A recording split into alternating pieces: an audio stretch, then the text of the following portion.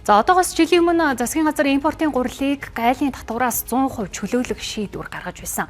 Гэвч засгийн газрын энэ шийдвэр гурилын үнд нөлөө үзүүлээгүй учраас гайлын албан татвар чөлөөлөх тухай хуулийг хүчингүй болгох тухай хуулийн төслийг салбарын сайд 2025 оны 1-р сард улсын хурлаар хилцүүлэхээр өргөн барьж байгаагаа мэдгдсэн.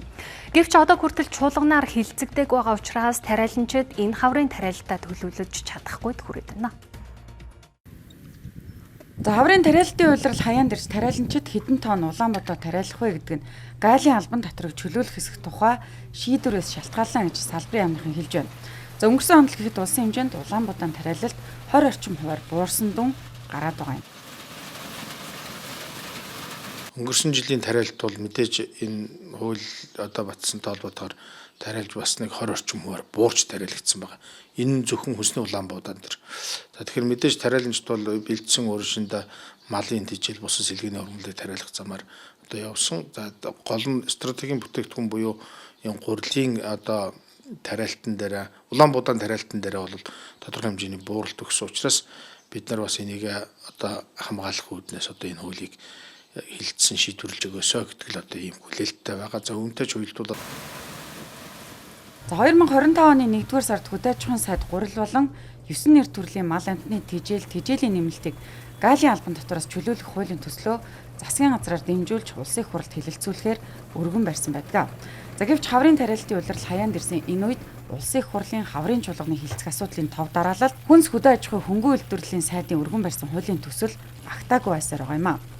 За энэ нь засгийн газрын бодлого үйл ажиллагааг улсын хурл дэмжихгүй байна уу гэх хардлага төрүүлж байна. За тодорхойлбол улсын хурлын дарга амар баясгалангийн санаачилсан сайн малчин шинэ хоршоо хөтөлбөрийн хүрээнд Оросын холбооны улсаас хямд үнэтэй тэжээлийг малчдад нийлүүлж байгаа бөгөөд за гайлын татварыг нэмхэн дээрх бодлогод харшилж буй явдлаа гэж тайлбарлах их сурвалжуудж байна.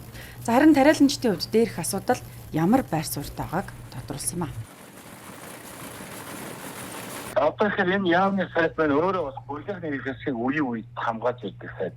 Яагаад гэж хэлж байгаа хэрэг энэ хүн чинь үндэсний аюулгүй байдлын зүйлс нарийн бичгийн дарга хийж байгаа хугацаанд ковидаар даламдуулж хэмжээний Оросоос гурил оруулж ирж гурил биш Улаанбаатар оруулж тариаламжтыг 2 жил маш ийгүү байдал гаргасан. Сая ахаад наад гурилыг чинь тэгэлж байгаа биш ахаад Улаанбаатар тэгэлсэн гэхлээр 67 мянган тонн Улаанбаатар оруулж ирээд одоо бидний одоо яг Монголын тариаламжтын гад дээр үндсэндээ 70 мянган тонн Улаанбаатар байж ирсэн байхгүй заргадаг байх гэсэн. Айлын татварыг тэглэх бол төлөвийн буруу шүү дээ.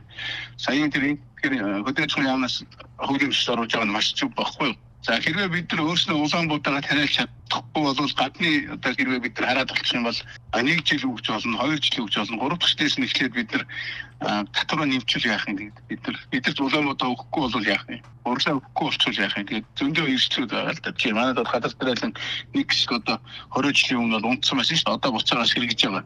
Дахиад энийг унах юм бол хэдийн захирч хэрэгхэд бол дахиад бас оромжид болно шүү дээ. За мал аж ахуйн салбарын үйлчлэлт хаваржилтыг эрсдэл багтаа даван туулахад шаардлагатай мал амтны тэжээлийн нэмэлтийг 2024 оны жилийн эцсийн гүйцэтгэлээр 117.9 мянган тонн буюу за өмнөх оны мөн үетэй харьцуулахад нэг дахин их тэжээл импортлсон дүн байна. За энэхүү нөхцөл байдлын стратегийн хүнс болох Улаанбаатар болон гурилын үйлдвэрлэл нийлүүлэлтийн сүлжээнд оролцогч талуудын үйл ажиллагааг тогтворгүй болгож за тэдгээрт хийгдсэн хөрөнгө оруулалтын өр өгөөж үнгүүдэх зэрэг олон сөрөг нөлөөг дагуулж болзошгүй гэж салбарын яам үзэж байгаамаа.